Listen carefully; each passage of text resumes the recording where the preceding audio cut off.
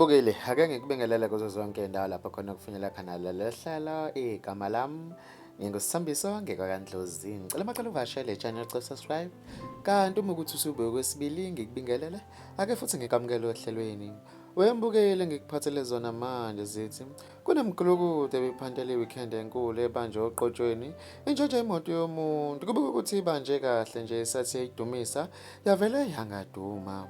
Kubika ukuthi umnikazi wemoto obebambe oqotsheni lezigilamkhuba zithi ziyayidumisa le moto wayibuza ukuthi hey wemadoda nibekeni lapho kukhona mhlambe nikubekile. Kusho umnikazi wemoto uthe sabuza nje yavele yadla phansi ngeenyawo. Kuthe kusasenjalo isabaleka kanjalo bayijaha khona lapho ubumaye maye baze bayibamba. Kubika ukuthi emva kwalokho babese beyifundisa isifundo abangasose basikhohlwa.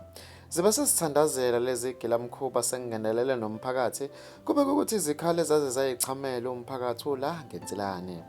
Kanti wembukela abazaziyo lezi gebengu bathi ezase Davidson beziyoganga le eLeondale kanti kuzozibhedela. Mbukeli bekuzonakele zobe ngikuphathele zona kuleli hora. Bekuvo lakho ku comment section ngizokubamba kwenye video elandelayo sengiphuma kanje.